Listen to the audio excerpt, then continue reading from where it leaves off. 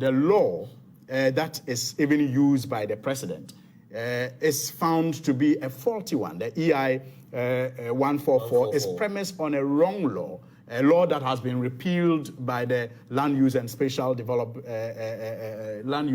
Planning, Act. It's been repealed. So, as we sit now, the EI 144 that is supposed to reclassify the forest is premised on a wrong law and should be treated as, with no effect. It has really no effect. And that's why we need a commission of inquiry to come out with recommendations that we will all be satisfied with, that will serve to protect the forest. Because, you see, the focus of this discussion, this whole back and forth, should be how to preserve the Achimota Forest so that it will continue to serve us with all the ecological benefits that we derive from the forest.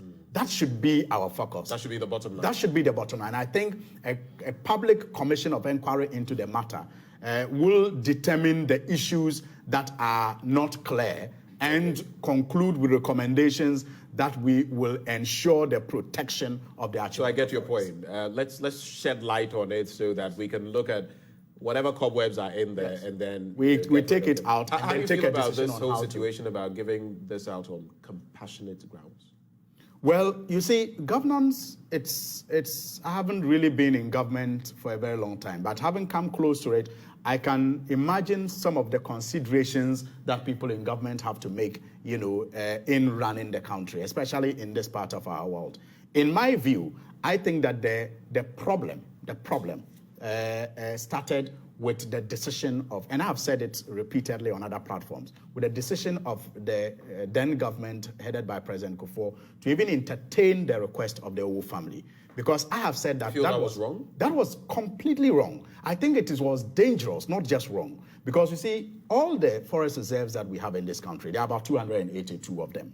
None have had compensation paid for by government. But you have landowners whose lands are used as forest reserve, the Shire Hills, the Ankasa, Mole, and others. There are landowners there. We take those lands and use them as reserves without paying them a penny. It is only the Achimota Forest that you even have part of it being paid for by the colonial government. So when you entertain a request by family members to return, part of this land to them, you send a wrong signal to other landowners across the country.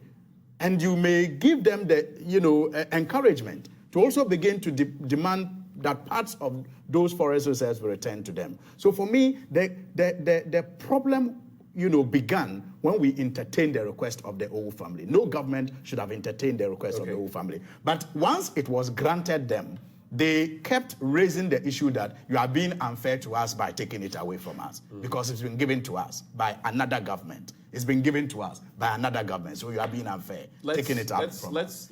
So I understand that what happened under the NDC was that what was granted was considered the core part of the forest. And because they kept raising the issue of unfairness on compassionate grounds, and because the government also was trying to maximize the utility of the forest by turning it into an eco park, they thought it was not going to hurt that much to give them the periphery, of the forest, and carried forward. And that was supposed to be a settlement. But that is, for me, the issue. It was supposed to be the end of the matter because the family signed to that agreement and actually registered the leases and subleases. So it was supposed to end the matter. It appears that matter does not have a tail. So how did it resurrect again, such that they now have to get 361? Which is why you're calling for the inquiry. Exactly. Right.